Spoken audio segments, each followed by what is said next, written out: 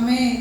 நம்பிக்கையிலே சந்தோஷமாயிருங்கள், உபத்திரவத்திலே பொறுமையாயிருங்கள், ஜெபத்திலே உறுதியாய் தரித்திருங்கள். இதுல எத்தனை காரியம் நம்ம கொடுக்கப்பட்டிருக்கு?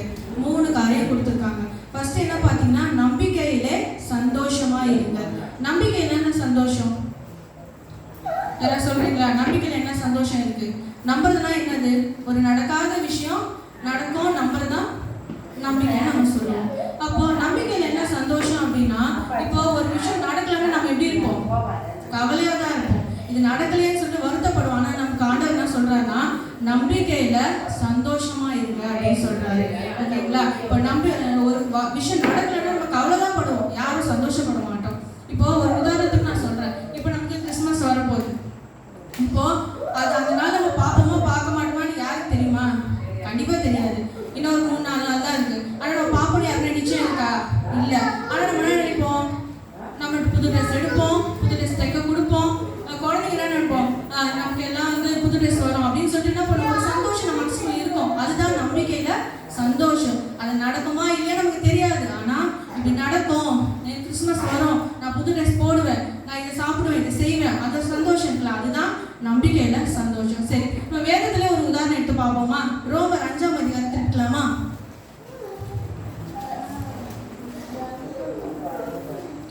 ரோமர் 5:18 இருந்து வாசிக்கிறீங்களா?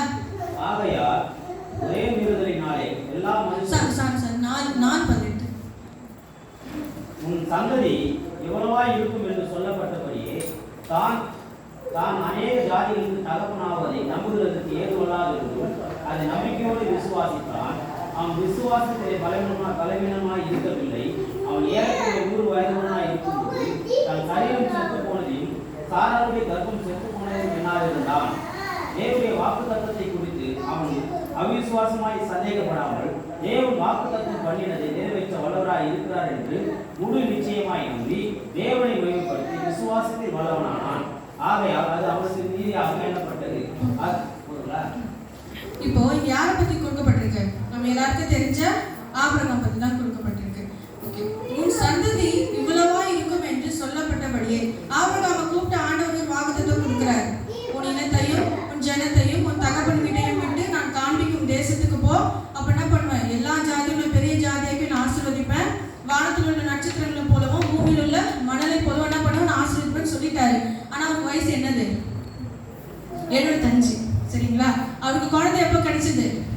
100 வயசு. 25 வருஷம் என்ன பண்ணாரு? பொறுமையா காத்துட்டு இருந்தாரு, நம்பிக்கையா இருந்தாரு. அதுதான் சொல்லப்பட்டிருக்கீங்க. தான் அநேக ஜாதிகளுக்கு தகப்பனாவதை நம்புவதற்கு ஏதுவில்லாதிருந்தும் அவங்களுக்கு என்னது? வாய்ப்பே இல்லை. ஏதுவில்லைன்னா என்னது? அதுக்கான வாய்ப்பே கிடையாது.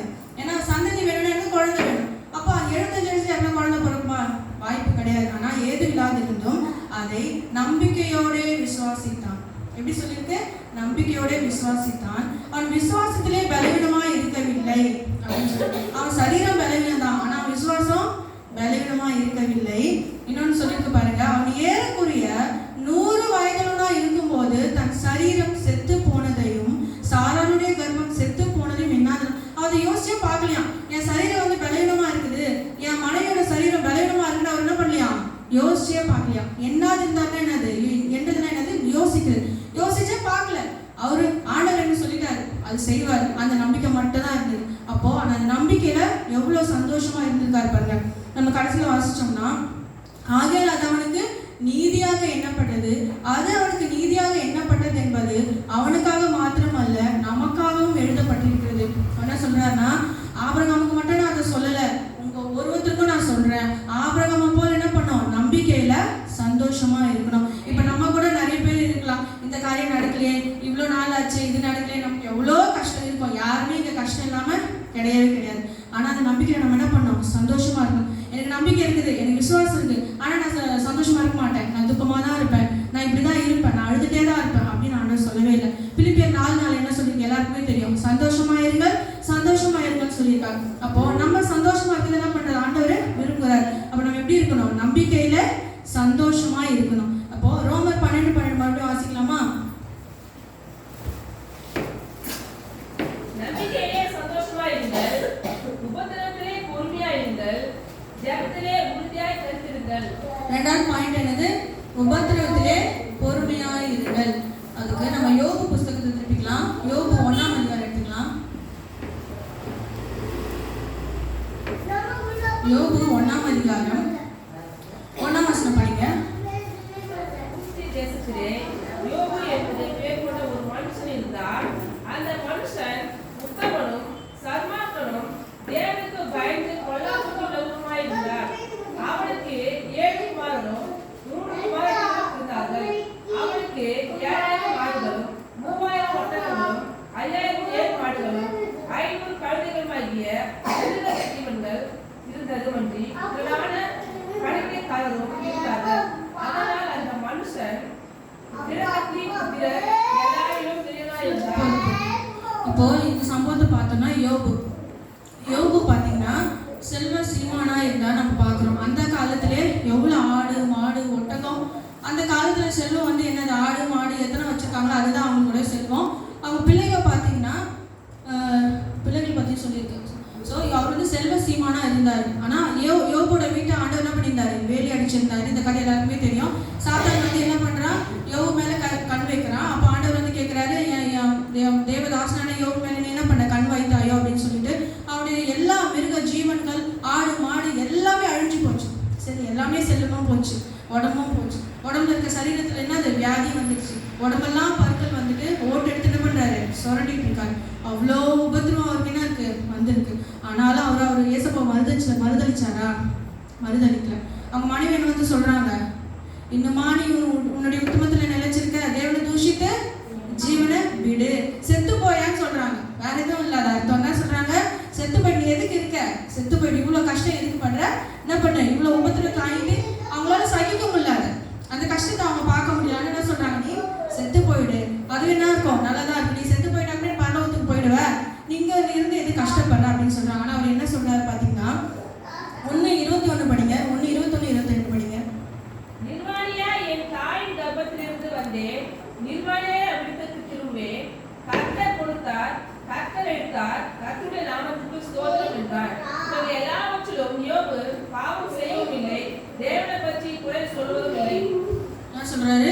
நிர்வாணியா என் தாயின் கர்ப்பத்திலிருந்து வந்தேன், நிர்வாணியா அவ்விடத்துக்கு திரும்புவேன். நான் எப்படி வந்தனோ அப்படியே நான் போறேன். கர்த்தர் கொடுத்தார், கர்த்தர் எடுத்தார். அவர் எவ்வளவு நம்பிக்கையா இருக்கார் பாருங்களேன். ரொம்ப ஆச்சு. நம்மளாம் கண்டிப்பா இருக்க மாட்டோம். இவ்வளோ பிள்ளைங்க எல்லாமே செத்து போச்சு, ஆடு மாடு வேலைங்க யாருமே கிடையாது. இது இல்லாம வந்து அவங்களோட நண்பர்கள் எல்லாம் வந்து அவரை பேசுறாங்க, ரொம்ப ஒரு வருத்தப்படுத்துறாங்க. ஆனாலும் அவர் என்ன சொல்றாருன்னா, கர்த்தர் கொடுத்தார், கர்த்தர் எடுத்தார், கர்த்தருடைய நாமத்துக்கு ஸ்தோத்திரம். ஸ்தோத்திரம் என்னது? அப்போ அந்த நேரத்துல என்ன பண்றாரு? ஆராதனை பண்றாரு. அப்போ சொல்லுவாங்க அது ஸ்தோத்திரம்னா என்னது? ஸ்தோத்திரம் சொல்லுதுன்னா ஆராதனை பண்றதுன்னு அர்த்தம். அப்போ அந்த டைம்ல உட்காந்து என்ன பண்றாரு? அவரு ஆராதனை பண்ணிட்டு இருக்காரு. இவை எல்லாவற்றிலும் யோபு பாவம் செய்யவும் இல்லை, தேவனை பற்றி குறை சொல்லவும் இல்லை. இப்போ நம்ம யாருன்னா அப்படி இருப்போமா? நமக்கு ஒரு சின்ன தலைவலி வந்தா கூட, ஆண்டவரே என் மேல உங்களுக்கு என்ன அது அக்கறையே இல்லையா? எங்களை நீங்க பாக்குறதே இல்லையா? எனக்கே இவ்வளவு சோதனை தரீங்க, எனக்கே இவ்வளவு கஷ்டம் தரீங்க அப்படின்னு நம்ம யோசிப்போம்னா எல்லாத்தையும் எழுதிட்டாரு. ஒண்ணுமே கிடையாது, நம்பிக்கையே கிடையாது. இப்போ உடம்பு நல்லா இருந்தா கூட என்ன பண்ணலாம்? போயிட்டு வெளியே உழைச்சி ஏதோ சொத்து சேர்க்கலாம். ஒண்ணுமே இல்லை. அந்த நிலைமையில என்ன பண்றாரு? ஒரு மறுதளிக்கவே இல்லை. எவ்வளவு பொறுமையா இருந்தார். கர்த்தர் கொடுத்தார், கர்த்தர் எடுத்தார். இதுல என்னது? உபத்திரவத்திலே பொறுமையாயிருங்கள். நம்ம கூட நமக்கு எவ்வளவு உபத்திரவம் வரும், நம்ம என்ன பண்ணணும்? பொறுமையா இருக்கணும். பொறுமையா இருக்கிறது ரொம்ப கஷ்டம், எல்லாருமே கண்டிப்பா கஷ்டம் தான். ஆனா ஆண்டவர்கிட்ட கேட்கணும், ஆண்டவரே எனக்கு பொறுமையை கொடுங்க. ஆபிரகாம் பொறுமையா இருந்தார், யோபு பொறுமையா இருந்தார், உபத்திரவத்துல பொறுமையா இருந்தார். ஆபிரகாமுக்கு எந்த உபத்திரமும் இல்லை, குழந்தை இல்லை, அவ்வளவுதான். ஆனா அவருக்கு ஆடு மாடு எல்லாமே இருந்துச்சு. ஆனா யோபுக்கு எதுவுமே கிடையாது, பிள்ளைகளும் இல்லை. ஆனா அந்த உபத்திரவத்துல என்ன பண்ணாரு? பொறுமையா இருந்தார். ஆண்டவர் என்ன சொல்லியிருக்காரு? உலகத்திலே உங்களுக்கு உபத்திரவம் உண்டு, ஆனாலும் திடன் கொள்ளுங்கள், நீங்கள் உலகத்தை ஜெயித்தீர்கள். யார் மூலமா நம்ம உலகத்தை ஜெயிக்க முடியும்? ஆண்டவர் இயேசு கிறிஸ்து மட்டும் தான் நம்ம என்ன பண்ண முடியும்?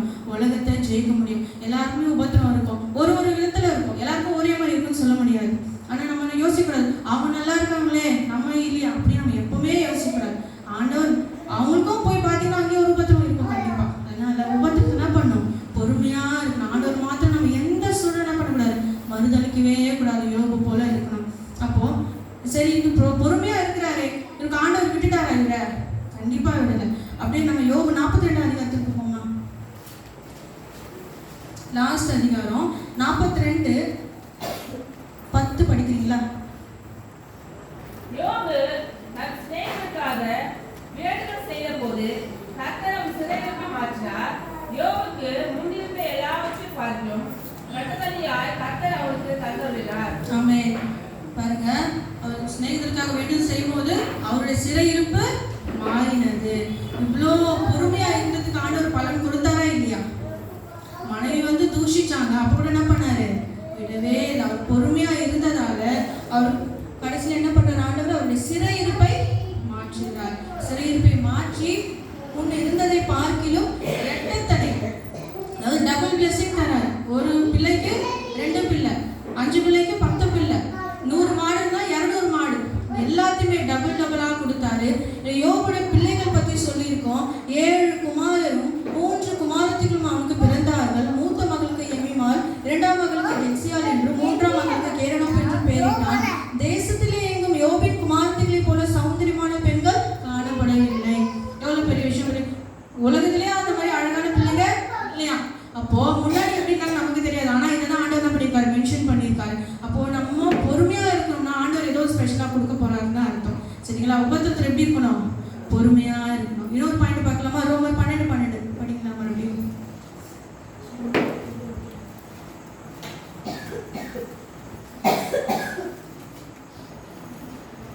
நம்பிக்கையிலே சந்தோஷமாயிருங்கள், உபத்திரவத்திலே பொறுமையாயிருங்கள், ஜெபத்திலே உறுதியாய் தரித்திருங்கள். ஜெபத்திலே உறுதியாய் தரித்திருங்கள். ஃபர்ஸ்ட் 2 பாயிண்ட் என்ன சொல்றீங்களா? ஃபர்ஸ்ட் பாயிண்ட் என்னது? நம்பிக்கையிலே சந்தோஷமாயிருங்கள், உபத்திரவத்திலே பொறுமையாயிருங்கள், ஜெபத்திலே உறுதியாய் தரித்திருங்கள். 3ஆவது பாயிண்ட் என்னது? ஜெபத்திலே உறுதியாய் தரித்திருங்கள்.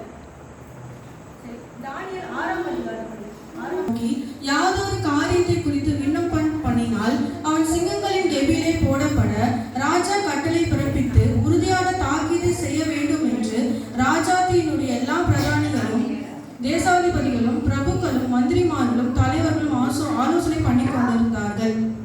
அதாவது தானியேல் பத்தி தான் இங்க சொல்லியிருக்கு. தானியேல் வந்து யூத குலத்தை சேர்ந்தவர். சரிங்களா? யூத குலத்துல சேர்ந்தவர். ஆனா அடிமையா என்ன பண்றாங்க? பாபிலோனுக்கு வந்துடுறாங்க. அதுல வந்தவங்களை வந்துட்டு அதுல செலக்டடா வந்து ஒரு 4 பேரை வந்து செலக்ட் பண்ணி அந்த அதிகாரத்துக்குள்ள இருக்கிறதுக்கு, ஒரு அதிகாரியா இருக்கிறதுக்கு அவங்க செலக்ட் பண்ணி அங்க வைக்கிறாங்க. இந்த கதை எல்லாருக்குமே தெரியும். தானியேல், சாத்ராக், மேஷாக், ஆபேத்நேகோ, இங்க 4 பேர் இருக்கிறாங்க. இப்ப தானியேல் வந்து எப்பவுமே வந்து 3 வேளை ஜெபம் பண்ணிட்டு இருந்தாரு. இப்போ தானியேலோட போஸ்டிங் என்னன்னு பாத்தீங்கன்னா, ராஜாக்கு அடுத்து 3 பேர் இருப்பாங்க. அதுல தானியேலும் ஒருத்தரா இருந்தாரு. இப்போ இன்னொரு நாட்டு ஆளு வந்துட்டு நம்ம நாட்டுல அதிகாரியா இருக்காங்க, யாருக்குமே என்ன பண்ணாரு? பிடிக்காது. சரி, இந்த தானியேல் என்ன பண்ணலாம்? ஏதாவது ஒரு காரியத்துல குற்றம் பிடிக்கணும், ஏதாவது ஒரு இதுல வந்து ராஜா என்ன பண்ணணும்? தானியேல் வந்து குற்றம் சாட்டணும் அப்படின்னு தேடுறாங்க. அவருக்கு எதுவுமே இல்லை. அவர் வேலையில எடுத்தப்போ அவர் எல்லாமே கரெக்டா இருக்காரு. சரிங்களா? எதுவுமே இல்லை. ஆனா அவங்க ஒரே ஒரு பாயிண்ட் கிடைச்சது. 3 வேளையும் ஜெபம் பண்றாரு இவரு, இதுல எதனா பண்ண முடியுமா அப்படின்னு பாக்குறாங்க. தினமும் ஒரு வேளை, ஒரு நாள் விடாம 3 வேளையும் போயிட்டு முழங்கால் படிட்டு, பால்கனி சொல்லுவாங்க, அங்க போய் முழங்கால் படிட்டு எருசலேமுக்கு நேரா கைகளை வைத்து என்ன பண்றாரு? 3 வேளையும் ஜெபம் பண்றாரு. இதை என்ன பண்ண? ஏன்னா இது அந்நிய நாடு, நம்ம நாடு கிடையாது, இன்னொரு நாடு. சரி, இதுல பிரதானிகள்லாம் பிளான் பண்ணி என்ன பண்றாங்க? இதுல தானியேலை நம்ம மாட்டி விடலாம்னு சொல்லிட்டு ஒரே ஒரு ஆளுக்காக ஒரு இதுவே நம்ம ஜியோ ஆர்டர் போடுவாங்க பார்த்தீங்களா? கவர்மெண்ட் ஆர்டர் போடுறாங்க. ராஜாவோட ஆர்டர் வருது என்னன்னா 30 நாள், ஒரு மாசத்துக்கு ராஜாவை தவிர வேற யாரும் என்ன பண்ணக்கூடாது? வணங்கவே கூடாது. வேற கடவுளையும் வணங்கக்கூடாது, ராஜாவையும் வணங்கக்கூடாது. அப்படி வணங்குறவங்க என்ன பண்ணணும்னா சிங்ககேபில் எடுத்து போடணும் அப்படின்னு சொல்றாங்க. ஆனா இது தானியேலுக்கு தெரியும். நான் அவரை அந்த அதிகாரத்துல இருக்கிற அவருக்கு தெரியும். ஆனாலும் அவர் விடவே இல்லை. ஜெபத்தை என்ன பண்ணாரு? விடலை. அதே போல தினமும் பண்றது போலே இந்த ஒரு வசனம் ஒன்று இருக்கும். இங்க 10ஆம் வசனம், தானியேலோ வென்றால் அந்த பத்திரத்துக்கு கையெழுத்து வைக்கப்பட்டது என்று அறிந்த போதிலும் தன் வீட்டுக்குள்ளே போய் தன் மேல் அறையிலே எருசலேமுக்கு நேராக பலகணிகள் திறந்திருக்க அங்கே தான் முன் செய்து வந்தபடியே தினம் 3 வேளையும் தன் தேவனுக்கு முன்பாக முழங்கால் படிட்டு ஜெபம் பண்ணி ஸ்தோத்திரம் செலுத்தினான். தெரியும் தானியேலுக்கு என்ன பண்ணுது? இந்த மாதிரி ஒரு சட்டம் வந்திருக்கு, நம்ம என்ன பண்ணக்கூடாது? வேற எந்த கடவுளையும் வணங்கக்கூடாதுன்னு தெரியும். ஆனா என்ன பண்றாரு? போயிட்டு ஜெபம் பண்றாரு. இது எல்லாருக்கும் தெரிய வருது. ராஜா கிட்ட போய் சொன்னாங்க 3 வேளை ஜெபிக்கலாம். அவர் வேற எதுவும் பண்ண முடியாது. ஆர்டர் போட்டு சீல் போட்டாச்சு. என்ன பண்றாங்க? எடுத்து சிங்ககேபில் என்ன பண்றாங்க? போட்டுட்டாங்க. சிங்கம் கெபில போட்ட உடனே சிங்கம் வந்து கடிச்சு சாப்பிட்டுச்சா? இல்லை. நம்ம ஆண்டவர் என்ன பண்ணாரு? காப்பாற்றினாரு. 20ஆம் வசனம் படிங்களேன். ராஜா கிட்ட வந்த போது துயர சத்தமாய் தானியேலை கூப்பிட்டு, தானியேலே, ஜீவனுள்ள தேவனை தாசனே, நீ இடைவிடாமல் ஆராதிக்கிற உன் தேவன் உன்னை சிங்கத்தின் தப்பிக்க வல்லவரா இருக்கிறாரா என்று தானியேலை கேட்டான். அப்பொழுது தானியேல், ராஜாவே, இரண்டும் வாழ்க, சிங்கங்கள் என்னை சேதப்படுத்தாதபடிக்கு தேவன் தம்முடைய தூதரை அனுப்பி அவர்களின் வாயை கட்டி போட்டார். அதேனென்றால் அவருக்கு முன்பாக நான் குற்றமற்றவனாய் காணப்பட்டேன்.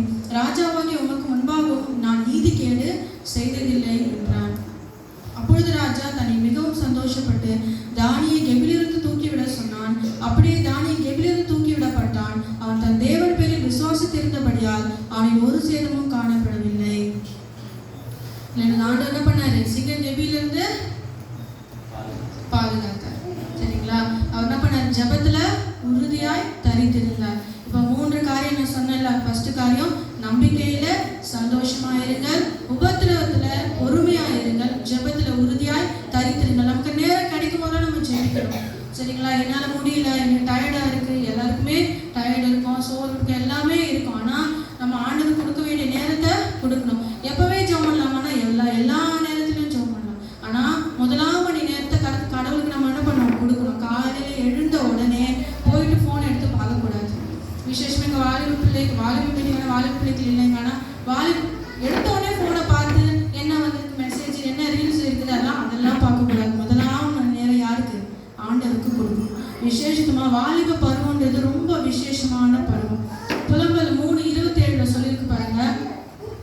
இளம் வயதிலே, இளம் பிரயாயத்திலே நுகத்தை சுமப்பது நல்லது. இளம் பிரயாணம் என்னது? 15 வயசுல இருந்து 24 வயசு வரைக்கும் என்ன சொல்லுவாங்க? இளம் இந்தியானா அப்படி இருக்கீங்க. 24 வயசுல யார் இருக்குது? கையை உயர்த்துங்க. 3 பேர் தான் இருக்கீங்க. உங்களுக்கு தான் ஆண்டவர் சொல்றாரு 17 இருந்து 24 வயசு வரை என்னது? இளம் பிரயாயம். அதுல என்ன பண்ணுமா? நுகத்தை சுமக்கணும். நுகம்னா என்னது? பாரம். நுகம்னா என்னது? பாரம். வாலிப பசங்களுக்கு எது சொன்னாலும் என்னது? பாரமா தான் தெரியும். படிக்க சொன்னா பாரமா இருக்கும், காலை எந்திக்க சொன்னா பாரமா இருக்கும், இதை செய்யாததான் பாரமா இருக்கும், எல்லாமே நமக்கு பாரமா தான் இருக்கும். ஆனா இளம் பிரயாயத்தை நுகத்தை நம்ம சுமக்கும் போது, பாரத்தை சுமக்கும் போது, அது வருங்காலத்துல நமக்கு எப்படி இருக்குன்னா ஒரு மகிமையா இருக்கும். இன்னொன்னு, வாலிப பிள்ளைகள் வந்து இந்த வயசுல நீங்க ஆண்டவருக்காக எவ்வளவு எழும்பி நிக்கிறீங்களோ அந்த ஆண்டவர் பார்ப்பாரு, அது ஆண்டவர் கணக்குல வைப்பாரு. யோசிப்பு கதை நீங்க பாத்துக்கிறீங்களா? அவருடைய வயசு எவ்வளவு? 17 வயசு தான். 17 வயசுல என்ன பண்றாரு? அவரு தரிசனத்தை பாக்குறாரு. என்ன தரிசனம் பாக்குறாரு? அவங்க அரிக்கட்டுலாம் சுமந்துட்டு அவங்க எல்லாம் சேர்த்துட்டு இருக்காங்க. அவங்களுடைய சகோதரர் அரிக்கட்டுலாம் வந்து இவருடைய அரிக்கட்டை என்ன பண்ணுதான்? வணங்குதான். எவ்வளவு பெரிய தரிசனம் பாத்தீங்களா? அவர் முன்னாடி அவங்க சகோதரர்களா வணங்குறாங்க. இன்னொன்னு அவங்க தகப்பனும் சேர்ந்து வணங்குறாரு. அது நட்சத்திரங்கள் வந்து சூரியனும் வந்து வணங்குது அப்படின்னு சொல்லுவாங்க. ஸோ 17 வயசுல என்ன பண்றாரு? தரிசனத்தை பாக்குறாரு. அந்த தரிசனம் பார்த்துட்டாரு, பெரிய தரிசனம் தான். ஆனா அவருக்கு பாரம் வராம இருந்தா, அவருக்கு நுகம் வராம இருந்தா, அவருக்கு நிறைய நுகம் வந்தது. யோசேப்பு பாத்தீங்கன்னா ரொம்ப கஷ்டப்பட்டார். ஆனா அவர் ரொம்ப செல்லமா வளர்ந்த பிள்ளை. அவர் சொல்லியிருக்காரு, அவர் வந்து ரெபேக்காவுக்கு வந்து அவருக்கு வயசு இது. ஆனா அதாவது ரெபேக்கா அதிகமா ராகேலுக்கு பிறந்த ராகேல வந்து அவர் அதிகமா நேசிச்சாரு. அவங்களுக்கு 2 பிள்ளைங்க தான் பிறந்தது. அதுல ஒருத்தர் தான் வந்துட்டு யோசேப்பு. அந்த இளம் வயதுல ரொம்ப கஷ்டப்பட்டாரு. இப்ப இவரோட தரிசனம் நிறைவேறக்கூடாதுன்னு சொல்லிட்டு சகோதரர் என்ன பண்றாங்க? கொலை செய்யறதுக்கு பிளான் பண்றாங்க. கொலை செய்ய பிளான் பண்ணி அது ஒரு நாள் காப்பாற்றப்பட்டு என்ன பண்றாரு? துறவுல தூக்கி போடுறாங்க. அதாவது காலி ஒரு பள்ளத்துல தூக்கி போடுறாங்க. இந்த பள்ளம்னா எப்படி இருக்கும்? தண்ணீர் இல்லாத ஒரு பள்ளம், இருட்டா இருக்கும். அங்க தூக்கி போடுறாங்க. எடுத்துட்டு போய் எகிப்து தேசத்துல வித்து போடுறாங்க. எகிப்து தேசத்துல பாஷை தெரியாது, எதுவுமே தெரியாது. அங்க கூட்டு போய் வித்து போடுறாங்க. அங்க இருந்து பாவத்துல இருந்து விலகி ஓடுறாரு. அங்க இருந்து பாவத்துல விலகி ஓடுனா செய்யாத தப்புக்காக எங்க போறாரு? சிறைசாலைக்கு போறாரு. சிறைசாலையில இருந்து ஆண்டவர் என்ன பண்றாரு? படிப்படியா அவர் என்ன பண்றாரு? உயர்த்தி அவருக்கு அந்த தேசத்துல ஒரு மனைவி, ஆசாரியருடைய பிள்ளையா அவர் என்ன பண்றாரு? கொடுக்காரு, மனைவியா கொடுத்து அவங்களோட சகோதரர்களும் தகப்பனும் வந்து என்ன பண்றாங்க? அவரை வணங்கும்படி செய்யறாரு. இன்னைக்கு போயிட்டு நீங்க வாலிப பிள்ளைகளா இருக்கீங்க, நீங்க போயிட்டு யோசிப்போட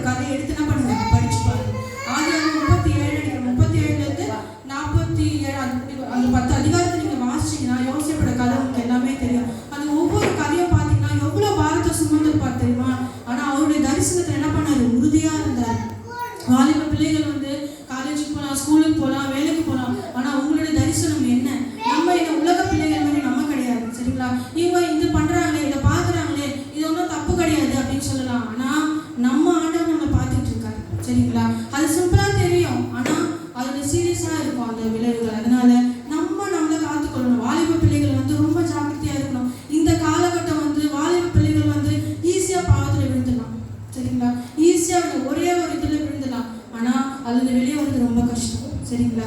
யாரும் அதில் போய் என்ன பண்ணக்கூடாது, சிக்கி கொள்ளக்கூடாது. யோசிப்பு போல உங்களை ஒப்பு கொடுங்க. வாலிப பிள்ளைங்கள் ரொம்ப ஜாக்கிரதையா இருக்கணும். உங்களுக்காக ஆண்டவர் கொடுக்குற ஒவ்வொரு தரிசனத்தையும் என்ன பண்ணணும், ஒவ்வொரு நாளும் ஜெபிக்கணும். காலை எழுந்து ஆண்டவரை நான் என்ன பண்ணணும், நான் என்ன செய்யணும், என்னால் இது படிக்க முடியல, என்னால் இதை செய்ய முடியல, இந்த பாவத்தில் என்ன பண்ணல, விலகி வர முடியல, எனக்கு நீங்க உதவி செய்யுங்க. என்ன பண்ணணும், கேட்கணும். உங்களை படிக்க முடியலையா, இந்த பாடம் கஷ்டமா இருக்கு, ஆண்டவர்கிட்ட கேளுங்க. ஆண்டவர் என்ன பண்ணுவாரு, உதவி பண்ணுவார்.